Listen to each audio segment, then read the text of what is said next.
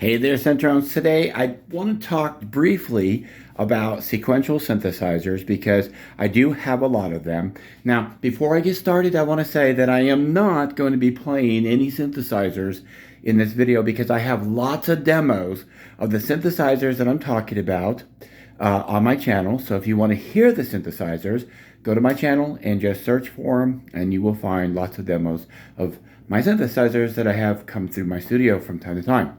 Now, some of my long stay synthesizers are my sequentials. I've let them go in the past only to repurchase them. I had the module version of the Prophet-5, and I went ahead and upgraded to the full keyboard. That goes the same for the OB6 as well. These are two great synthesizers, of course they are, that complement one another. The sound does not overlap. They can if you want them to, of course they can. But there are characteristics to these synthesizers that really bring out the differences. If you just take time to explore them, you will find that there's lots of audio palettes in there for you to enjoy. Over here, I have my Prophet-12. And I got this synthesizer like in absolutely mint condition after it was discontinued, because this is no longer available. And not new, unless you can find some place that has new old stock. And I was able to get this at a very affordable price in absolute mint condition, so I was very lucky. This is a hybrid synthesizer that has digital oscillators, but it also has analog filters, and so it gives you the best of both worlds. It's a really amazing synthesizer if you want something that can give you some out-of-this-world sounds.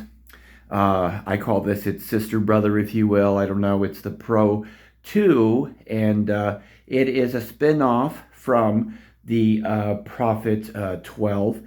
It's a it is kind of a combination of an analog digital synth as well, but there's some features on this synthesizer that you cannot find on the Prophet-12, and then vice versa.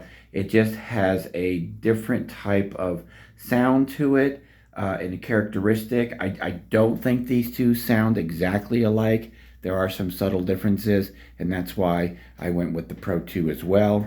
And then back under here, I have the Pro 3, and still trying to find a place for this because, as you can tell, a lot of my stuff here is kind of, filled up. The Prophet X down here, trying to get a shot of that. This is also a hybrid synthesizer. If you want some real-world sounds like strings, pianos, you want to get them from Sequential, you want to get a Prophet X, because the analog filtration in this thing is just amazing. The way it delivers the sound, it has a unique character to it. All of these synthesizers have their own style. I also have a Polybrute in another room. Not a Polybrute, my bad. I meant to say Polyevolver. I'm thinking about the Polybrute over here. I just did a video on that. The Polyevolver, it's a 4-voice synthesizer that's also a hybrid. It has 2 analog voices and 2 digital voices. I don't have it set up right now just simply because I'm trying to find some room for it.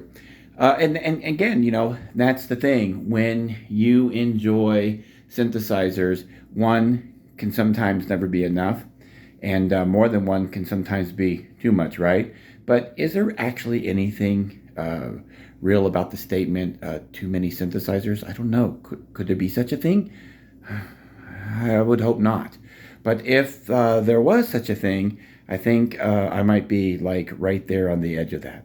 But I want to talk about this, and if you want to hear these synthesizers that I'm talking about, search my channel. I have plenty of demos on here of many synthesizers that you can enjoy. I just didn't want to take the time today to do that since I've already done it. It'd be redundant. But yes, you can check my channel out. I have lots of demos on here of my synthesizers. Hey, I am Pure Ambient Drone. Keep calm and synth on.